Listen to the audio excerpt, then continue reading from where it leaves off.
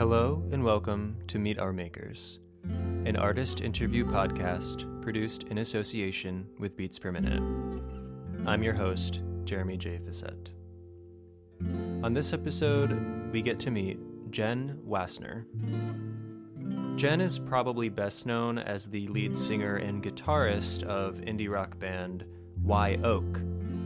She's also been involved in a lot of other projects over the years, but this year she released her second solo album under the name Flock of Dimes. In this chat, Jenn and I discuss the dark emotional time that inspired a lot of the songs on this record, including her search for hope and compassion. We also talk about the weirdness of the progression of time, what it feels like when your life is marked by things like albums or tours. We talk about why making music, the actual making of the album, is her favorite part of the process and very important to her, and why it gives her such joy. We talk about personal songwriting, touring, as well as what she's been up to over the past year getting ready for this release. So thank you for listening, and please enjoy. This is me meeting Jenn Wasner.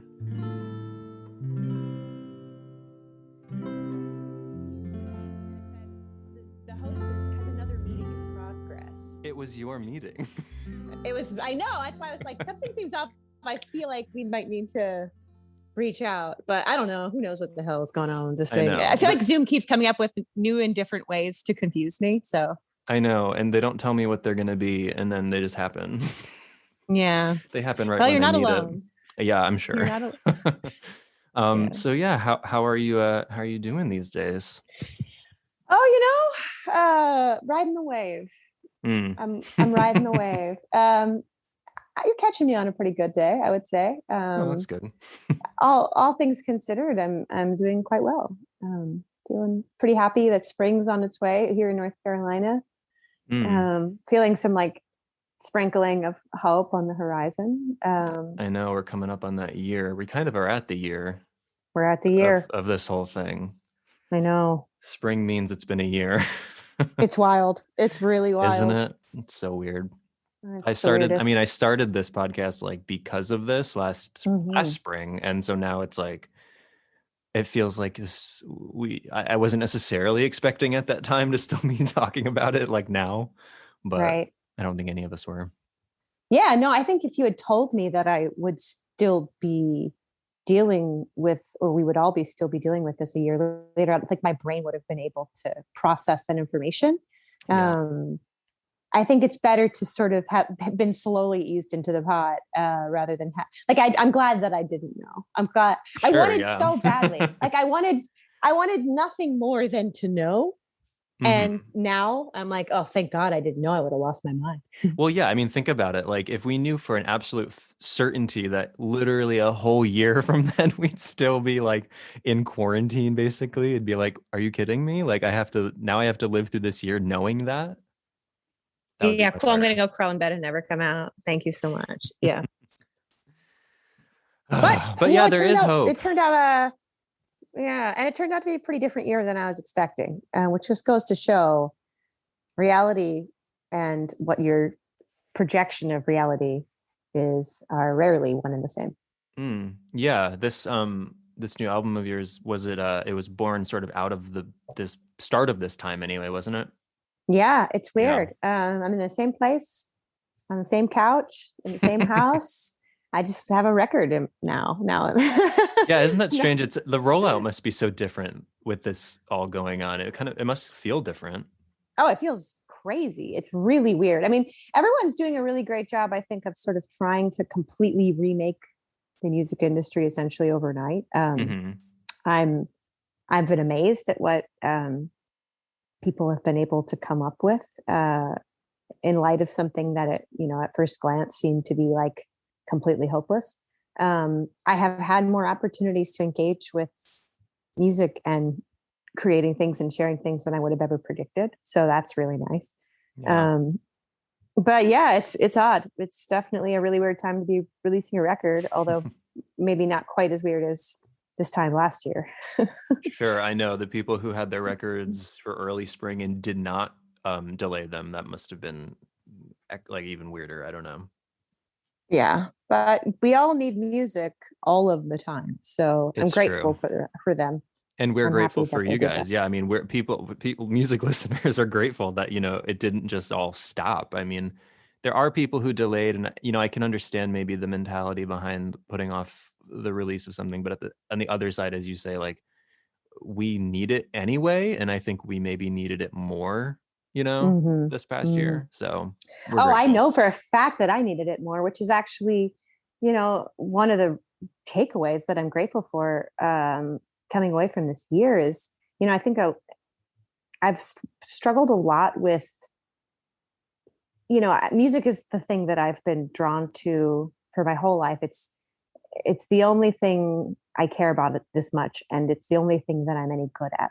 So it's never really been much of a question for me, but there's always been this weird friction or like underlying shame that I've chosen to do something that I've considered to be so self-serving, Mm. and like so concerned with my own like ego and outward facing appearance in the world. But this year, when I was really, really deeply in the shit, and just contending with new levels of alienation and isolation and sadness and grief, I discovered how truly and utterly necessary music can be. And it was just one of those things where it was such an indispensable comfort to me at such a difficult time in my life that it kind of breathes new life into the old cliche that like, oh, music is healing, or like it helps you get through the hard time. It's like, I'm like, Hmm. oh no, I get it. Like there was this like new urgency behind that where I was like, oh, the thing that I do actually is valuable to people other than me. And like, Yeah. not everybody, and that's okay. But like for the people who find it and who connect with it, like it actually is important. I've been thinking of it as this like trivial, vain pursuit. And I don't know, I guess that's one of the things about this year that's been kind of nice is like reconnecting with what a primal source of joy and comfort music can really be. Yeah, and turning something that you had maybe written off, even though you loved doing it, had written off as a vain pursuit, as you say, it kind of turned that into something so the opposite.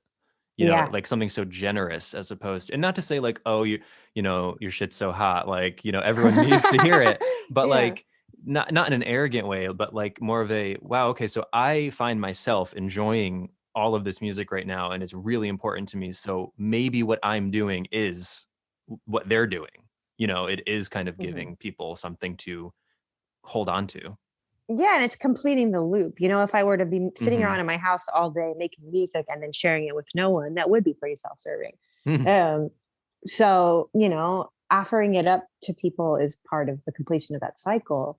And it's not to say that there aren't some struggles and difficulties in the process of offering it up to people and sharing it with the world and opening myself to the world and making myself vulnerable. I definitely do. Um, but it just seems to be like built into the contract, the universal contract that was handed down to me, where it's just like, all right, yeah, not to say that I think that, again, like that it's not about making the best or most important thing. It's about sort of contributing to that sort of grand tapestry of human expression and experience and emotion in whatever small way that I, have the honor and the privilege to do. Yeah, and this ends up being kind of the almost coincidentally perfect time for a new solo record. Then it's kind of like you say, completing the loop, and like what better time than when you Yeah. have spent a year sort of like rediscovering what music really means to you and what it might mean to others. Gosh, if I had my way, I feel like the album a year, one album per year cycle is I mean, maybe it's not always possible, but I feel like I would love to base my life around that. Yeah, It's like if just, touring could stop, like if touring didn't yeah, have to happen, like I know you yeah. like touring sometimes, but if touring Hmm. didn't have to happen and you could just kind of keep making and giving, Yes. like there is something really appealing to that. Well, because it's like the the process of making the thing is it. Like, it's the best part. Mm-hmm. And it's so funny because I always forget, like I put out so many records at this point in my life, and I somehow still lose sight of the reality where I go into it with this expectation to have the same experience releasing the thing that I had in creating the thing, like to find the same sort of like that, like really essential kind of like excitement and joy and connection and inspiration. And it's not it. It's like, it's cool in its own way. It's like, it feels good. It feels nice when people tell you did a good job. It's, but like, it's not it. Yeah. And then it's almost instantly when that process starts, I'm just like, oh, right. I keep expecting this to be more than it is, and it's not. And so, yeah, I honestly think it'd be much healthier and sort of like more in keeping with the natural cycles of nature and the universe to sort of like, I live a year of my life. I report back on what I've learned and I offer it up to you. And then I go back to the drawing board. I would love for that to be the way of it. Unfortunately, capitalism. Yeah, you must, do the rollouts and do the singles and the touring and all the stuff in between. And then by the time touring is over, you probably need a break. And so, what's that? Yeah, what's a break? Just kidding. Are you someone who's like always writing though? Like, are you always writing even if you're not recording it? Yes, absolutely. Mm-hmm. I'm not always writing successfully. Sure. Well, sure. No, who is, honestly? If you are, that's more power to you. But no, I'm not always writing successfully, and I'm not always writing well. But I think that like if I'm like awake to my life, if I'm going through the motions of living and being as present as I possibly can with my own experience, generally speaking, 2 or 3 times a day, I'll have an idea for some words or a turn of phrase or something to just jot down. And it's honestly as simple as that. It's like as simple as just making it a point to keep track of the ideas that you have as they occur to you. And I usually try and carve out at least a little bit of time to actually like put words and music together. That doesn't always happen, but I feel like I'm always taking notes, like I'm always collecting. And then when I find myself in a situation where I'm feeling particularly inspired or connecting with something on a musical level, I have all these notes. I have all these ideas that, I can usually like expand upon and run with. So yeah. Yeah. And then you can kind of go back later and pick your favorite parts and combine them. And there's a lot of editing involved for sure. Yeah. Yeah, I'm just thinking now, talking about trying to keep the writing muscle going, and also that desire to keep releasing stuff even when we can't. It reminded me of when Jens Lekman did 1 song per week for the whole year or something. And I'm like, those kinds of challenges, like, I think he did it with the knowledge that they wouldn't all be good, but there is kind of a niceness to that, right? It's like, you got to keep doing it. It's like exercise. You just have to keep doing it. It is a practice. Practice, and it's that's a better word. Yeah. It is my practice. It is like my most important practice. And it's funny, even knowing that, how easy it is to lose sight of that. And it's funny you bring up that song a week thing, because actually 2 of the songs of my record were written in a I haven't mentioned this yet in any interviews or anything because it doesn't seem particularly relevant, but but they were written in a song a day club. That's fun. They're a bunch of, it's a super secret club of cool singers and songwriters and musicians, we won't mention and creative people. I can't, I'm bound by secrecy, but yeah, it's just a crew who occasionally from time to time commits collectively to doing a song a day project. And at that point, at the beginning of April, I believe this one was, of 2020, I was a miserable wreck of a person and I needed something to throw myself into. And so I committed to a song a day project. And, of the 7 days that I wrote songs, 2 of the songs from that week are now on my record. It's funny how that happens. Yeah. And 5 of them are on a hard drive, never to be seen or heard by anyone. And that's great. It's like, that's sort of, you're playing the numbers game against yourself. If you do it enough, you're going to get some good things out of it. Sure, of course you are. Or I mean, you hope you are, because like it's kind of, if you take 50 shots, a couple of them have to be decent.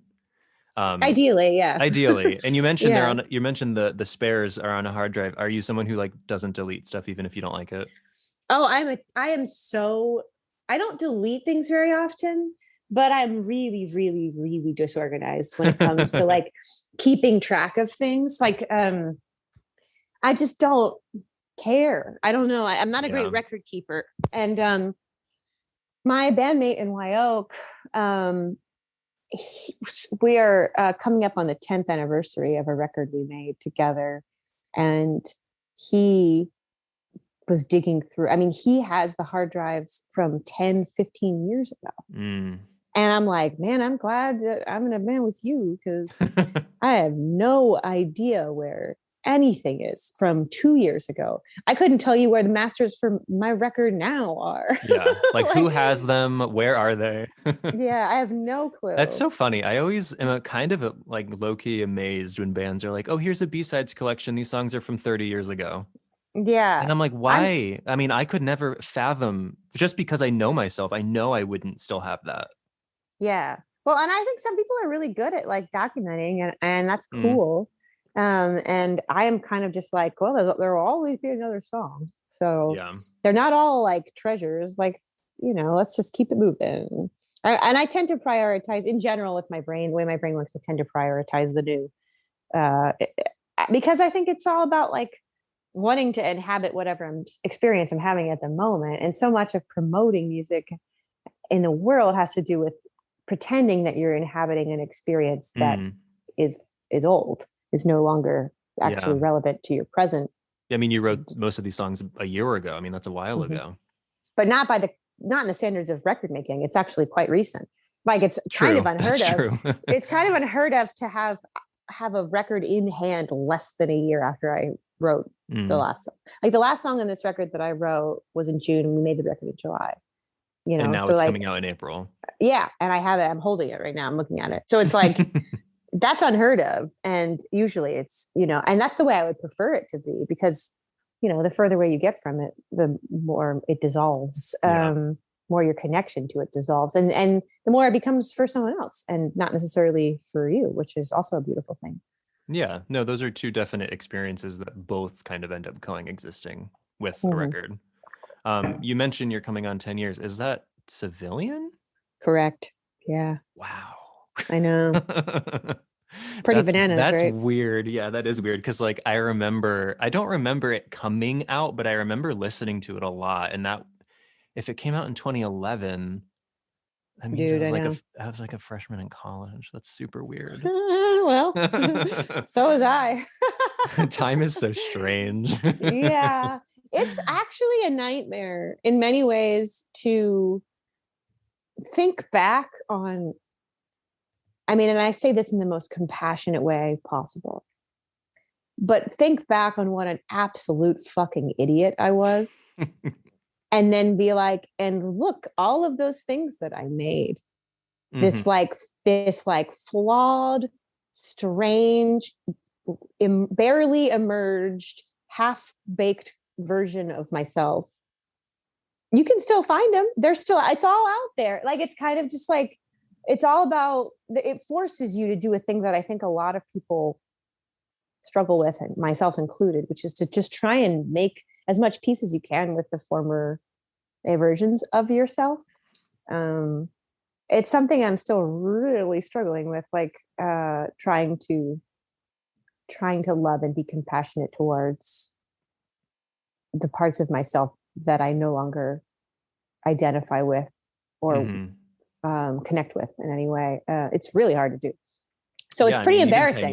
Even 10 years. I mean, so much transition happens in 10 years. And I mean, saying it feels wild that Civilian is 10 years old, it feels both like it was 2 years ago and like 40 years ago, because I feel like you've lived like 1,000 lives since then.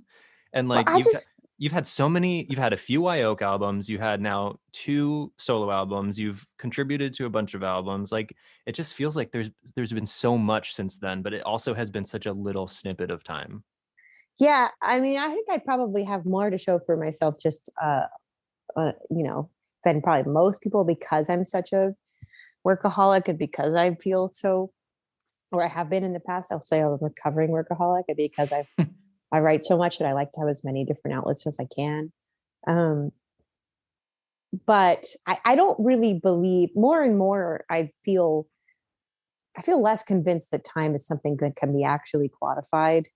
Um, I really do feel the relativity of time in a way that I didn't used to, Mm-hmm. um, especially this year, and noticing the ways that you can kind of lean into it or away from it to speed it up and slow it down, and having enough unbroken time in one place to really experiment with what that feels like. So yeah, I mean, I some of the busiest years of my life have felt like some of the longest in a way. And this year felt long. It felt like a lifetime, in Yeah. some ways, but in other ways, it's like it was the blink of an eye. Yeah, seriously. It's very strange how it's speeding up and slowing down and compressing and stretching out at this all at the same time. It's Yeah, very strange.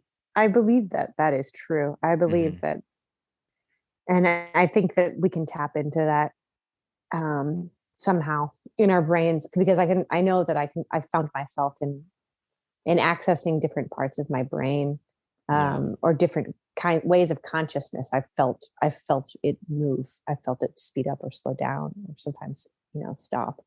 So Mm. it's fascinating. It's really weird. I don't understand it, but I do love it. So moving to your new record that we've hinted at, Head of Roses, which I think by the time this is out, the record will be out. I believe this is going up the week after. So people Cool. will hopefully have heard it. I've heard it. It's very, very good. I'm so happy that you're releasing another Flock of Dimes record. It's been quite a while um, since the first Flock of Dimes record. I think about 5 years. Speaking of time, about 5 years ago. Yeah, yeah, Um, yeah. was there always an intention to come back to Flock of Dimes, or did this album end up kind of surprising you? It did. I did intend to come back to it, and it did take a long time. The first record kind of knocked me out, honestly. Mm, I,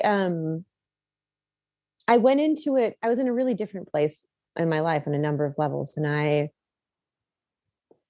I felt. I think I felt a little embittered, and I think I felt like I had some things to prove.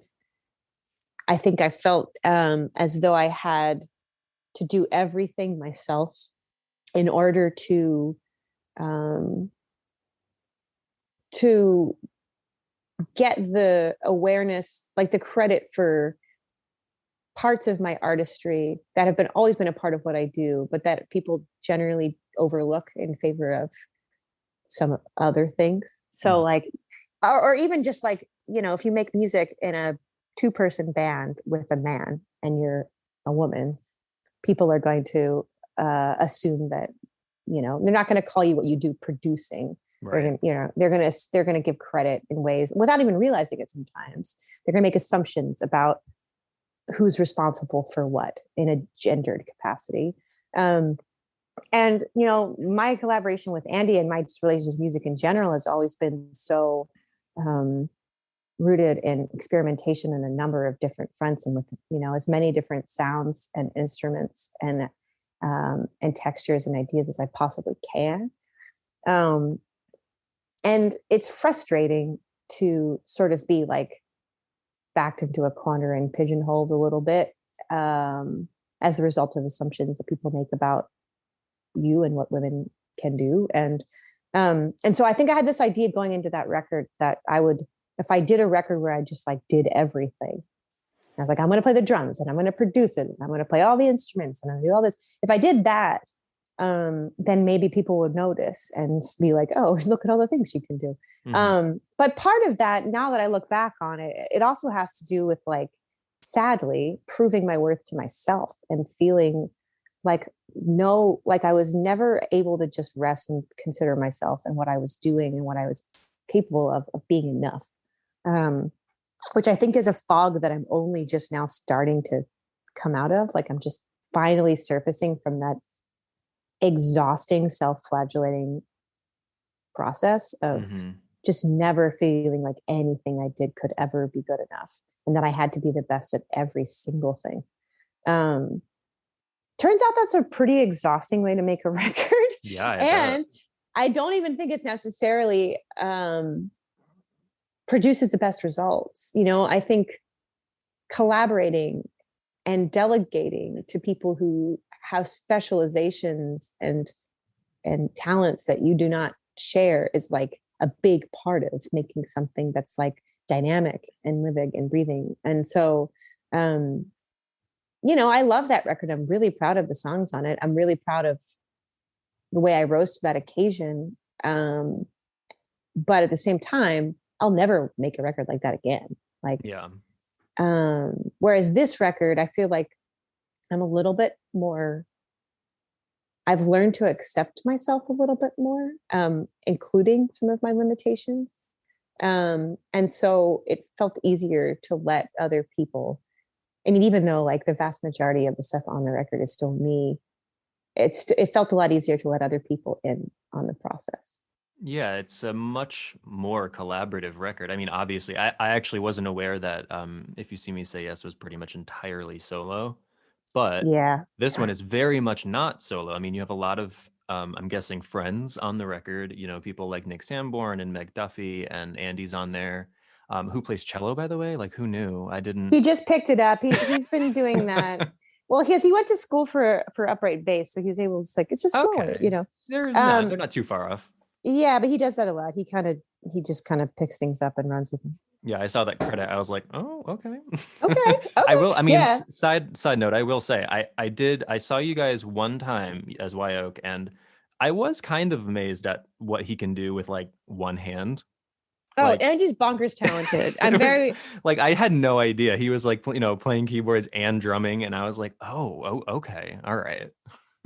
Yeah, he's bonkers talented, and like, I'm so lucky to have him as a collaborator, and we've been doing this for a really long time. Mm-hmm.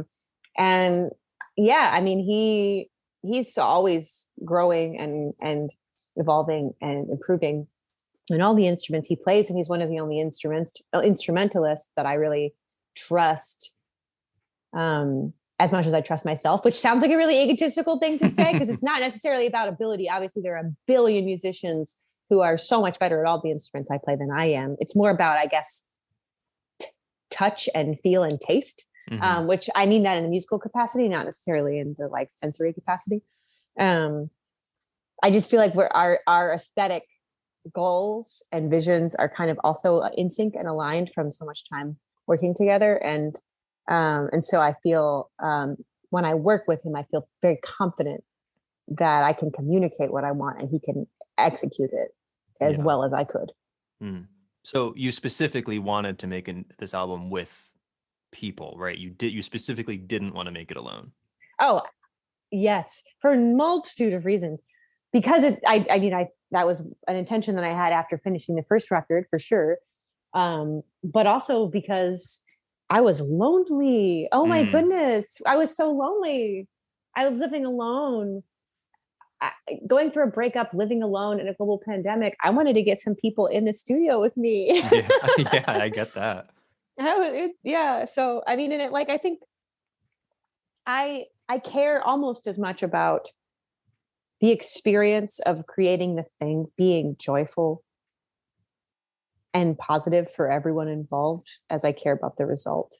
Because I do care very, very much about the record and what it is and like how it communicates the thing that I want to communicate. But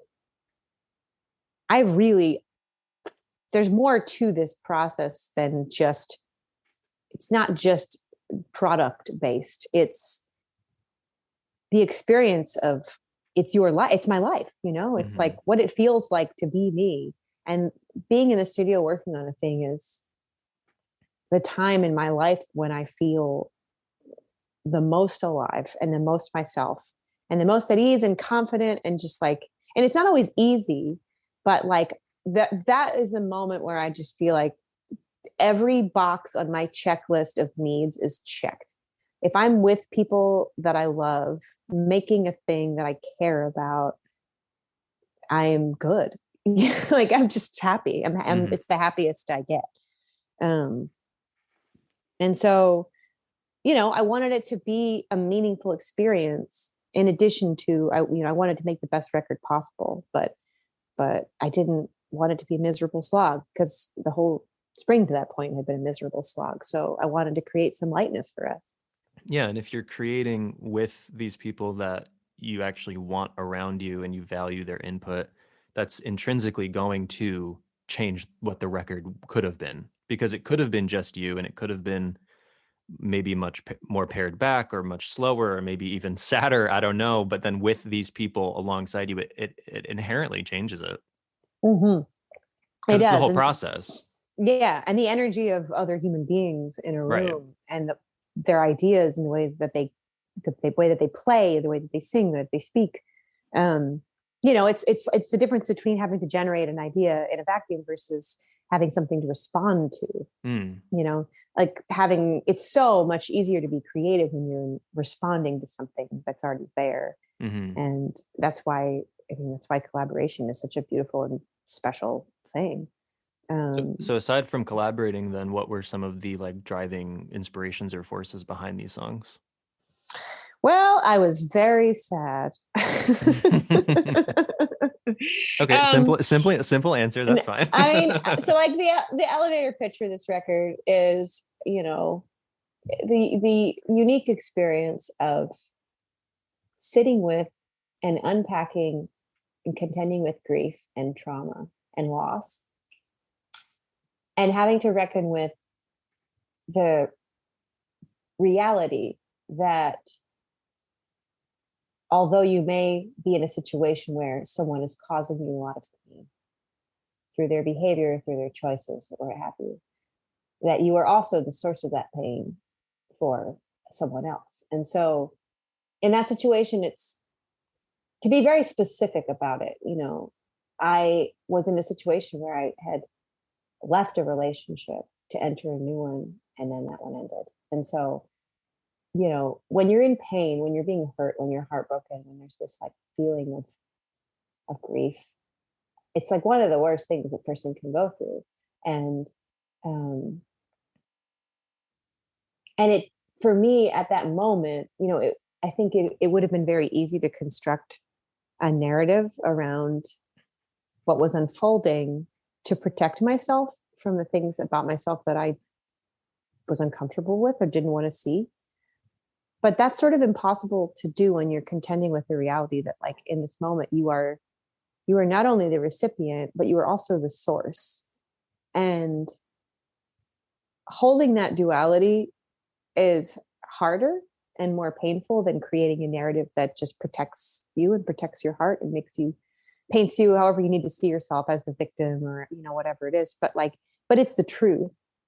And it's something that I think it started as this little gem of an idea or of a realization, as I'm trying to sort of like heal these two simultaneous areas of grief in my life.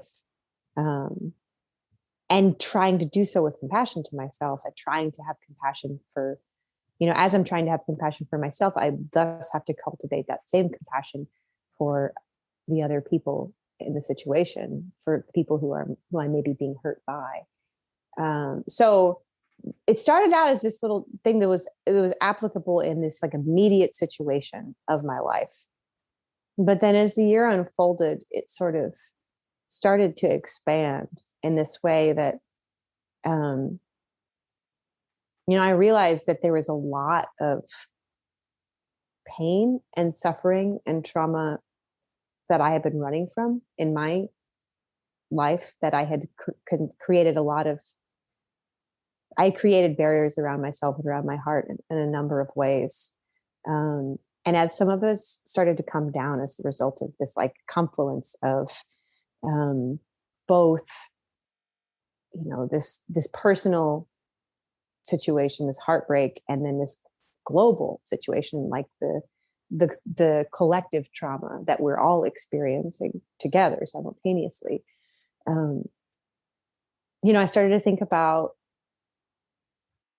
the systems that cause all of us pain and cause all of us to suffer to varying degrees, and how important it is to begin the process of healing one's own trauma in order to have compassion for the suffering of others. Mm-hmm. And an example of that, a perfect example of what I mean by that is, a system like capitalism, which I think, it wounds us all, it hurts us all. But, so I am hurt by this system, but I also participate in it, and through participating in it, cause harm to others. And I benefit from it because I'm a white person, so like there's this, I think a lot of people struggle with the duality of suffering, and they're so consumed by their own pain that it's hard for them to have compassion for the pain of others. It's hard for them to hold those two realities at once. Mm-hmm. But the more work you can do on healing yourself, the more space you can create around being able to hold space for suffering that is not yours, and the role that you play in maybe upholding some of those systems like patriarchy, right, or like white supremacy.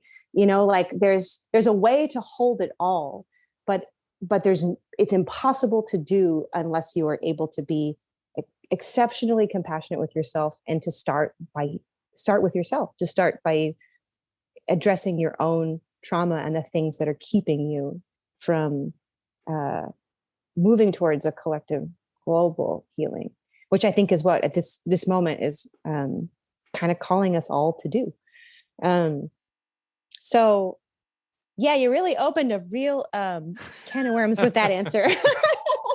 I appreciate the worms. Don't worry. Yeah. But it's funny you mention all that, because I've never actually done this with like prep for an interview, but I actually plucked out a lyric from the album that stuck out to me, which was, "I'm paying attention now." Mm-hmm. From One More Hour, which is only a single line, but I don't know, there is something to it. And I was going to ask you what you're paying attention to and what that really means. And I feel like you kind of just told me. Well, yeah. And also this is the thing that about brains is that like, we think we're choosing what to pay attention to, but if we're on autopilot, like if we're in survival mode, we are not choosing. Right. Our brain is choosing for us, and it's choosing to pay attention to the things that make us feel better, because that's what brains do, Of course. Yeah.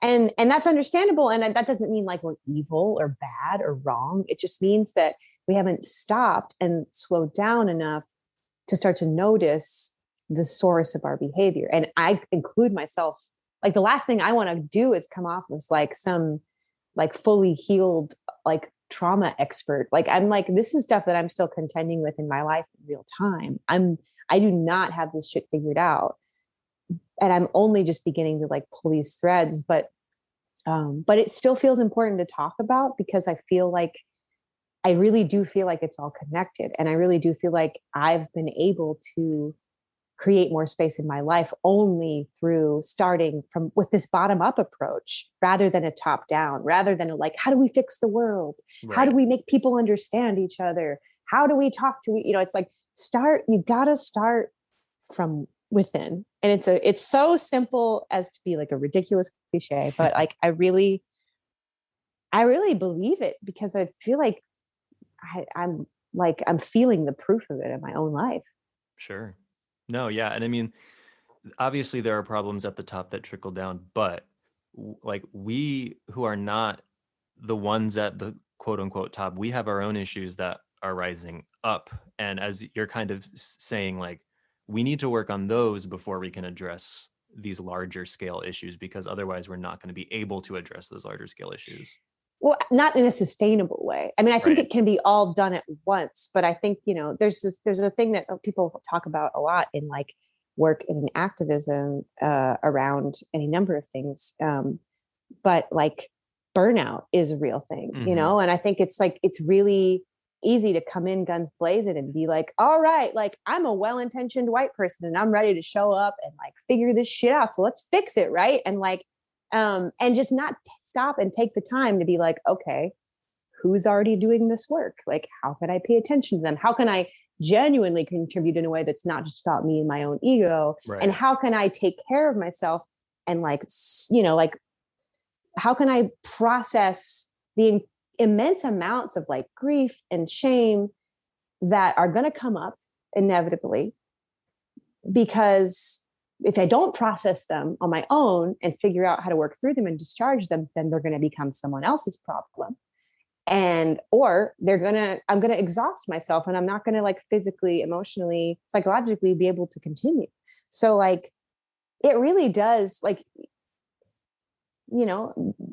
it's no one's fault that we live in a wildly fucked up and like traumatic world, but like we are all responsible for kind of meeting the moment wherever we are. Mm-hmm. And I think there's no way to do that work sustainably if you are not starting with your own heart and mind and nervous system and body, like it's just got to be done.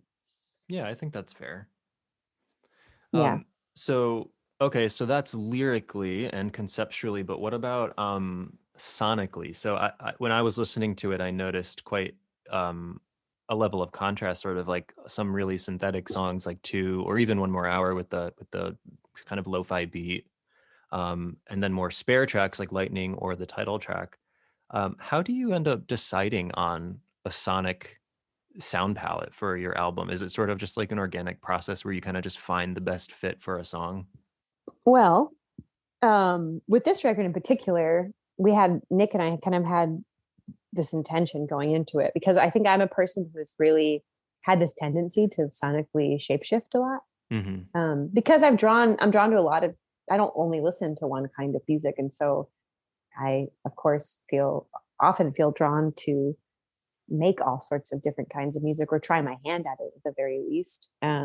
And I also think it's sort of like those kinds of surface level aesthetics are kind of like fun costumes you get to try on, so it's Mm-hmm. like, I've always had that be a pretty big element of how I work and how I write creatively. But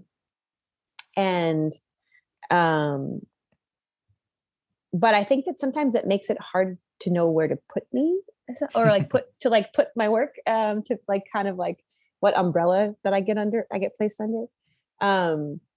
And with this record, we sort of had this intention of creating something that was able to sort of represent all the many sides of my various musical personalities, but in a way that still hung together and sounded as cohesive as possible. Mm-hmm. So, the songs are pretty wildly different from one another. It's a little all over the map.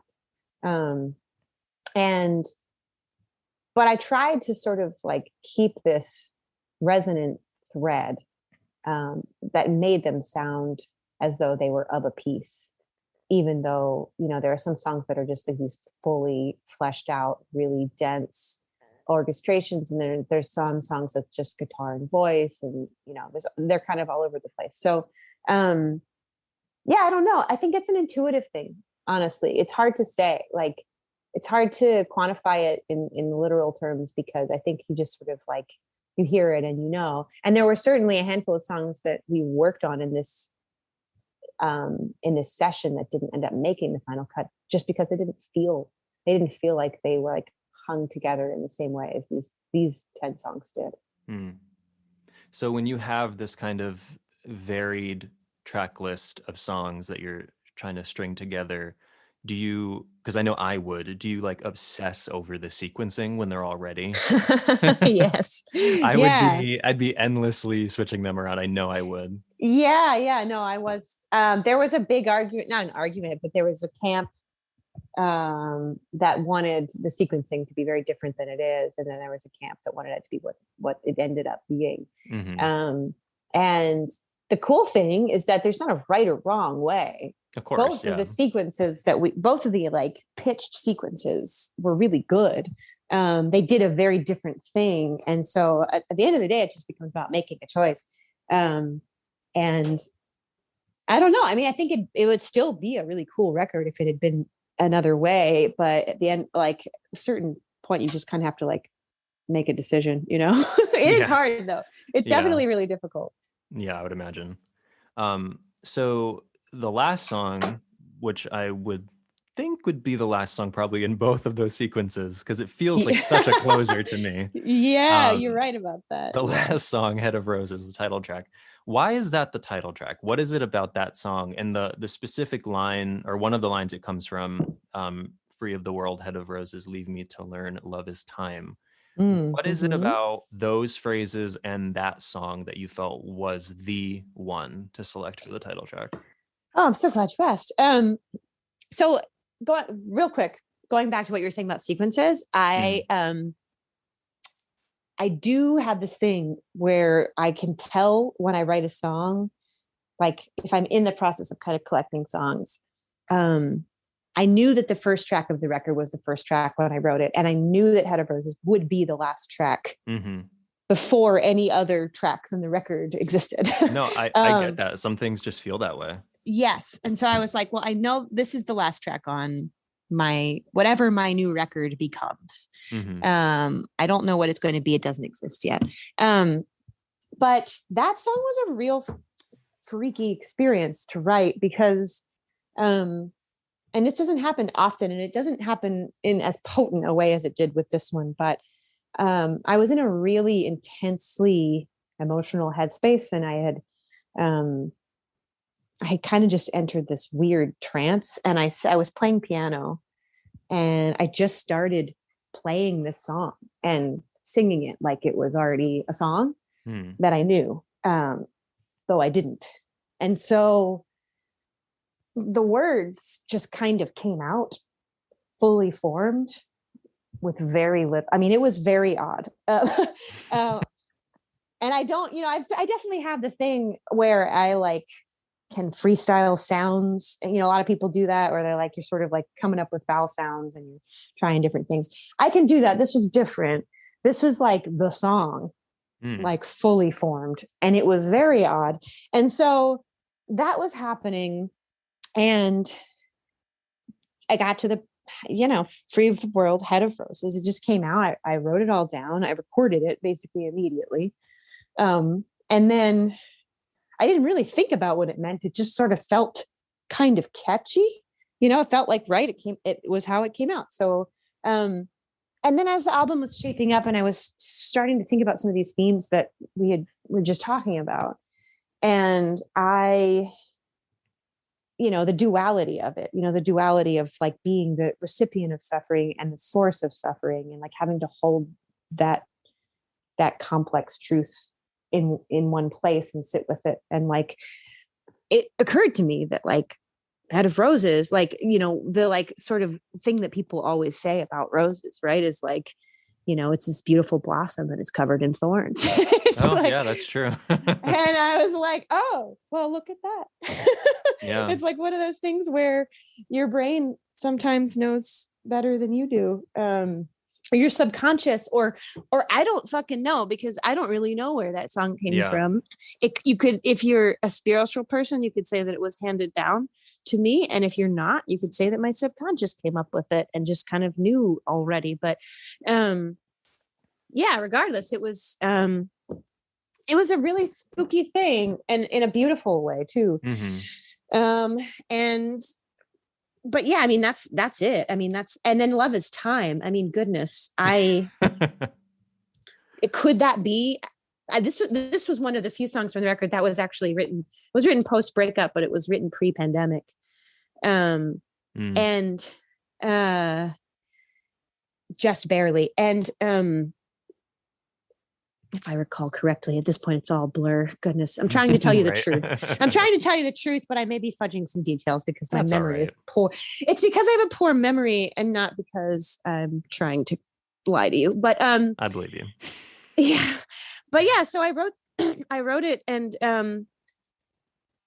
so much of this year has been about learning patience for me, and instead of trying to force your way to the bottom of the situation and make sense of it and be like, I don't understand why I can't make this thing work. Like, why can't I just say the right combination of words? And then maybe this person who is fundamentally in a different place than I am, maybe we'll understand each other if I just, and like, sometimes you just have to like put it down, step away, And the most loving thing you can do is just be like, give it the time and the space that it needs to resolve itself. Yeah. And to stop holding on to it so with such a death grip, and just let it be what it is.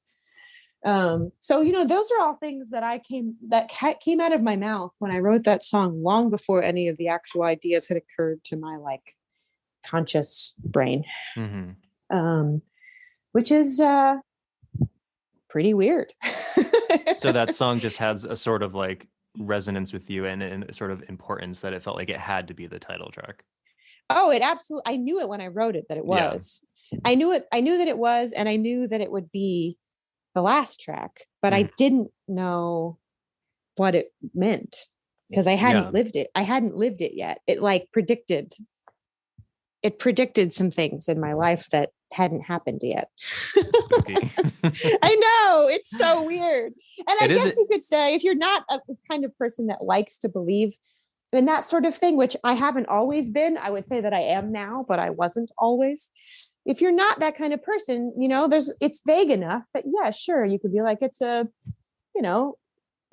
your subconscious, and it's easy to draw lines and make connections after the fact to tell yourself any kind of story you want to hear. But at the same time, I don't think that's what it is. It is interesting. I'm looking now at the lyric sheet that the first line of the record is, "How can I explain myself?" Yeah. And then the last line is, "Love is time." Yeah. And there it is. Those are my opening and closing lines. I rest my case. Those are your arguments, yeah. I rest my case. The defense rests. Yeah. So we mentioned Nick Sanborn as a collaborator, but he was also a co-producer of this record. Yes. Obviously, for those who don't know, Nick Sanborn is half of Sylvan Esso and very involved with the music scene in North Carolina that has been quite burgeoning these years. Do you know, sidebar, do you know why? Like, why is North Carolina like such a beacon these days? I think that people who are artists are often drawn to places where it's easy to live. because I mean, not all artists, I shouldn't say. There are plenty of people who really want to go to like the hardest place to make it and go there. But I think there's another brand, there's another type, another strain of artist that just wants to make their work and live as easy life as possible. Yeah. That makes sense. I'm one of those. And it's like, it's a beautiful place to live. It's cheaper than a lot of places. And this is the Durham area? Yeah, we call it the Triangle. You know, It's like Raleigh, Durham, Chapel Hill. I live in a little town called Carborough, which is on the fringes. Oh, is that like Eric Bachman, Carborough Woman? Yeah, I assume so. Never mind. I am literally a Carborough woman. That is what I currently am. Okay. Yeah, that's me. Never, but yeah, so I there's that, and and it's just like there's still community here. There's still things happening. There's still great food. There's still great music. You don't really have to like sacrifice the amenities of a larger city, but you don't have to live. Like, I'm a kind of person that I have a lot of just ambient anxiety, like kicking around in my brain all the time. Me too, for sure. And so like, I didn't realize, like, living in a city my whole life, I lived in Baltimore my whole life. And then like, I didn't realize how much relief I would get from that just general sense of ambient anxiety from just like living in a place that has nature in it. Yeah, I feel like the South gets obviously a bad rap, but it is interesting that there have been some little pockets of a real increase in artists residing in different areas of the South in the past like 5 or 10 years. I think it's a wonderful place to live and make art. I'm very happy here. Yeah, it always sounds beautiful when I read about the people out there. I mean, there's you guys, there's Sylvan Esso, there's Angel Olsen. I think Moses Sumney is out there now. So it's like this just growing group of artists, and I feel like it's becoming, hopefully not too much, because it might lose some of its appeal, but it does feel like it's becoming some kind of mecca of these like just these artists who really like being in the natural world. I think there's also something to be said for being able to escape from the hotbeds. Like, I love going to LA and like being able to dip in. And I also love not living there. I also love like being able to I think it's good. It's good to keep your ego in check, you know, like, I think it's good to keep some kind of sense of separation from the person you are when you're promoting yourself and your work to the world, and the person you are when you're at home taking a walk with a couple close friends, or you know, kicking around, or making some food in the kitchen. You know, it's like, I think it's like there's an importance to holding on to that sense of self that exists, not just self, but self-worth that exists outside the things that you make and the people that you know. Right. And there's also a slowness that comes with not being in those hubs. You know, you just reminded me of how much I like, because I live in Connecticut, so I'm like a 2-hour train ride from New York City, and I love going to New York, but I always say I also love coming home. Yeah, bingo. Like, I love when you get back home and you're just like not there anymore, and it's quiet, and it's like, more power to you if you can live there and love it. But I know that I am like more like what you're saying. Like, I would need that sort of stillness. Yeah, we're all different, and that's like a beautiful thing about being human. We're all so different. We all have such different needs. I could find myself needing a totally different thing from my living situation someday in the future. Who knows? But right now, it's really working for me. Yeah. So back to Nick Sanborn. So he played a lot on this record. I know you've been playing with Sylvan Esso's band with their With shows. I just watched the With Love concert film, which was so lovely. It's so fun, right? It's so beautiful. It's so nice also hearing their work with more people, because I was so used to, as so many were for so many years, hearing them as a duo. So it's been nice seeing like you and Meg Duffy, who also plays on this record. Yeah, Meg's on the record too. Yeah, kind of team up with them, and it's been really nice. But what was it like working with him as a co-producer? Oh my gosh, I can't say enough good about Nick. Just as a producer, as a human being, he's just one of my very favorite people. And it seems like most people who know him feel that way.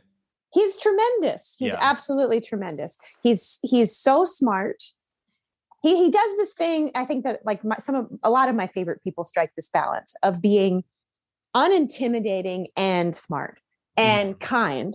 So, you know, you can have a really, really deep and rewarding conversation with him and be really impressed with the depth of his knowledge and understanding, but never feel intimidated, never feel like uncomfortable. You always feel like he's hearing your perspective. He's got the like musical math brain that makes him really adept, obviously, at like sort of making all these machines talk to each other, which is something that I can do, but I hate it. And I'm bad. I'm not as good at it as Nick. And I am not as patient with the process. So, but he's also got, I think a lot of people who have that sort of like more technical ability sometimes aren't as adept at talking about the poetry of music and the like underlying like feeling of it all. And he can do both, which I think is a really special skill set to have combined in one person. Yeah. He's very, very devoted to the things that he is working on. He is a person of great integrity, and he's just a fun hang, you know? So it's great all around. Well, it kind of goes back to what you were saying, like just making this with people you actually enjoyed spending time with is so important. Yeah. And honestly, Nick and Amelia have really cared for me over the years. I mean, they're a big part of the reason why I ended up moving down here. Yeah. And honestly, I've been a little bit of a basket case this year, and they've really stepped up and just really been there for me at a really weird and difficult time. And I'm so grateful to them, not just for the music we've made together, but just for being some of the only human beings that I've gotten to see and spend time with this year. Yeah. No, I know I mean, as we know, there are plenty of people who didn't even have two people to hang out with. You know? I'm very lucky. I'm very lucky. And then also I noticed looking at the credits, Ari Picker mixed this, Yeah, who I my friend, haven't heard yeah. his name in a while because Lost in the Trees is now defunct. Yeah, Ari's still here. He's out here Yeah, making I was gonna crazy say, how'd you music. hook up with him? How's he doing? He's a buddy. He's a pal. He's in the scene. He has a crazy new band called Dante High that you should totally check out. I will. I didn't know that. It's nothing like Lost in the Trees, and I think you will like it. It's like redneck Future Islands. Well, that sounds great. So it is great. I will definitely check that out. Because Lost in the Trees, I loved Lost in the Trees. Like A Church That Fits Our Needs is one of my favorite records. It's so beautiful. So whenever I do see his name pop up, I'm always so happy. Yeah, Ari's so talented, and he's been doing a lot of production work and mixing work. He's actually mixed the last few Wye Oak singles too. Oh, okay. He's kind of our secret weapon out here. He's got a little studio out in the sticks, and so I love working with Ari. He's super talented. Got a good ear. he's got a great ear. He's a total hoot. He did a great job. And then my friend Bella Blasco, who engineered and was a huge part of this record, she also ended up mixing a couple of the tracks too. So it was kind of a team effort. But that kind of reflects even the inception of it. I mean, this is so much a team record. It is. It was great. Nice. And I got a good team. You definitely do have a good team. Yeah. Are there plans to tour it if the year permits? I don't know. Okay, different question. Do you even want to tour it? I don't know. Here, do you need to? Like, is anyone? No. Okay. No, I don't think I need to, and I don't know if I want to. I'm not fully opposed to the idea, to be honest. But I also, like the other day when my management pitched me the idea initially, I almost had a panic attack. I was like, so surprised that because I had just sort of taken it off the table. I had not assumed in any capacity that it would be possible. So I hadn't been thinking about it. And, if you'd asked me, this time last year, I would have been like, oh, I probably would be so desperate. If I hadn't toured in a year, I'd be desperate to get back out and tour. Mm-hmm. But that is not really how I feel. I do want to do it. But at this point, I feel like I only want to do things that bring me joy. And that sounds so spoiled. That sounds spoiled, but and I don't mean that in a life sense. I don't mean like I'm just going to go through life and I'm never going to do anything I don't want to do. I mean, music is like a pure and precious thing for me. And I'm fortunate enough that I've been able to sort of carve out this weird career where I work for a lot of different people and I do a lot of different things. And so my income itself is not so reliant on my personal projects. Well, that's good. Which is cool. Yeah. But what that means is that it makes it a choice instead of an obligation. Yeah, but how nice is that? It is. It's the best, but it's only a choice if I remember that it's a choice, right? like if I'm just like, I gotta go do the thing, it's like, okay, remember, you're not trapped. Like you get to say no if you want to say no. And sometimes no is the right answer. You could always do like small mini tours, right? I mean, I would love to play some shows and I'm certainly not ruling it out. I just think the right opportunity would have to present itself. And I'm sort of in more of a quality over quantity mindset these days. Yeah. And also maybe we can I wonder if we could start a new era of just like records. Oh God. Like the dream. Like how, of course, musicians generally do like touring sometimes, but how nice would it be if you could release an album that you really believe in and then just like, that's the thing. I wish. And then you can kind of stop and like let it exist. And maybe, a few months later, you start making another one instead of like, okay, I guess I'm going to go leave my house for 150 days. Like, God, I wish. I can't tell you how much I wish that was the case because even now, not touring, it's still about the forever quest for precious, precious content, and it's like, oh, cool, you made this record. And it's not anyone's fault. This is just how the business is set up. Sure. Because I want to say the people I work with are across the board amazing and exceptional. And I'm lucky as hell to work with them all. Labels, management, everyone. I love them. I have a great team. Yeah, we should say here that this is your full-length Sub Pop debut. It is my Sub Pop, which is exciting. It is exciting, and they're incredible. They've been so cool. That's nice. So you want to do, you want to do a good job. You want, as my friend Jonathan Myberg put it so aptly the other day when we were talking about this, you want to be the goodest boy. You know, you want it. People are working hard on your behalf, and you want to put in the time and the effort and make it happen. But you also have this obligation to protect this invisible thing on which the entire thing depends. And that is like the sense of like joy and pure ecstatic connection to art making, like an earnestness around that isn't hindered by being super jaded and exhausted, and out of touch with why you started doing it in the first place. So I think it's pretty important. One of the most important realizations of my life, honestly, being that sometimes I have an obligation to say no, to protect that thing. And it's not going to be what everyone wants to hear. And I have to get over that part of myself that just wants to please everybody all the time. Yeah. And be like, I have to, if I do this, it's going to wear me down. And you know, without that connection to the creation of the thing itself and the desire to do the work, there's no work. So it kind of has to start there.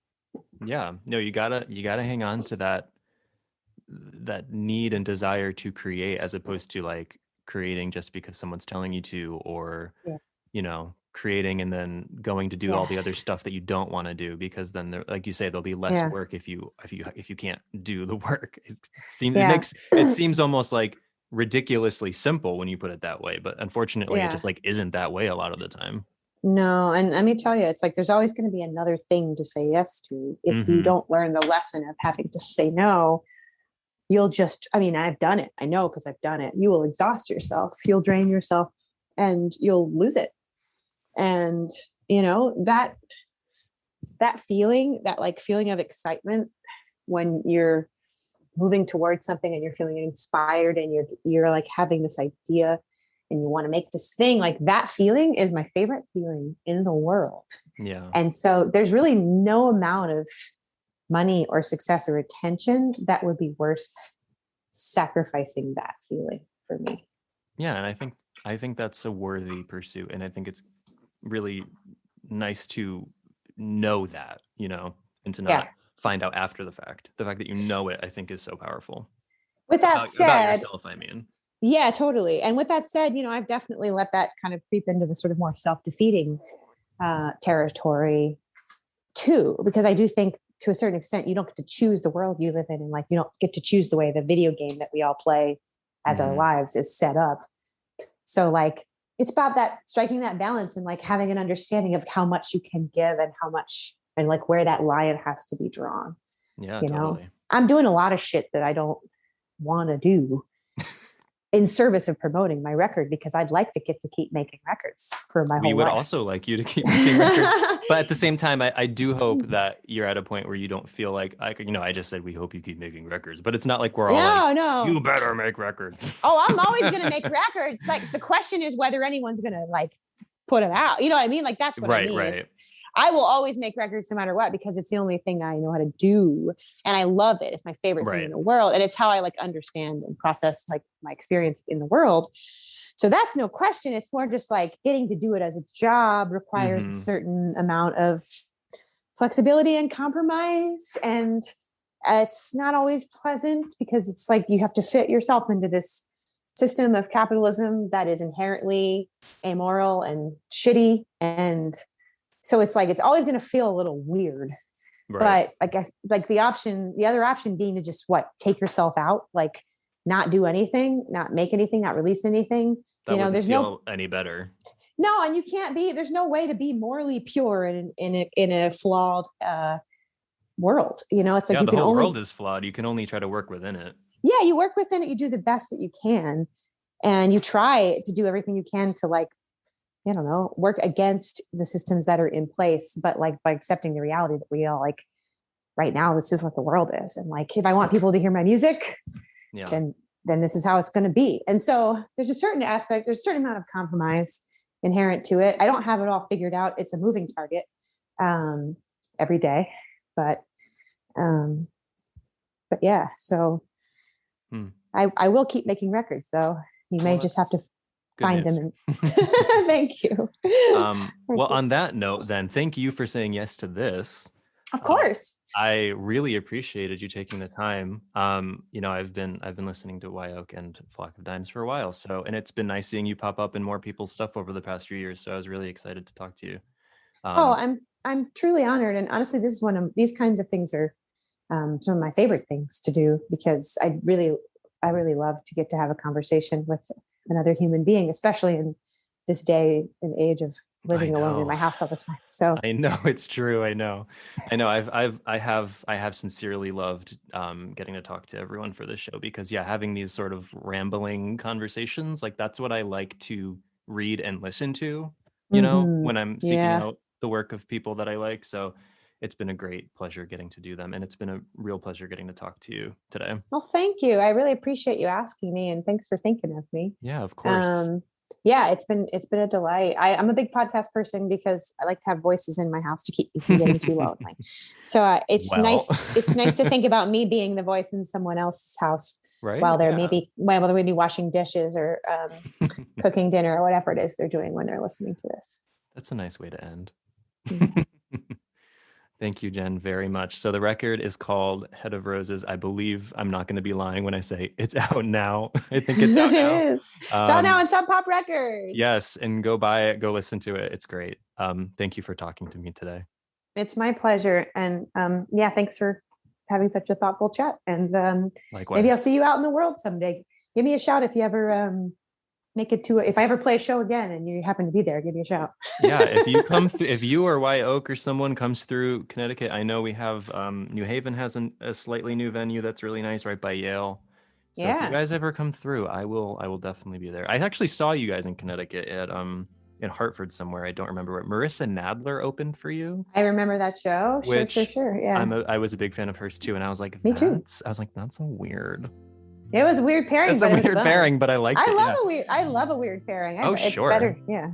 I saw Sylvan Esso as an opener before I knew who they were, and I was like, oh. They opened for Wye Oak too. In Europe. Did they? That's how we met. That's how we met. Yeah. Who did they open for? Oh, I saw them open for Tune Yards. Oh, sure. That was a lot of fun. Mm-hmm. Yeah, anyway. Meryl's the best. I know she has a new album coming too, which is great. Also, I know. I love this. I love those guys so much. All right, well, I should go because I have to get on my daily walk. But it's that time. It's that cool. It's that time. Thank you again. Of course. Have a great night. Thanks for such a great chat, and take care.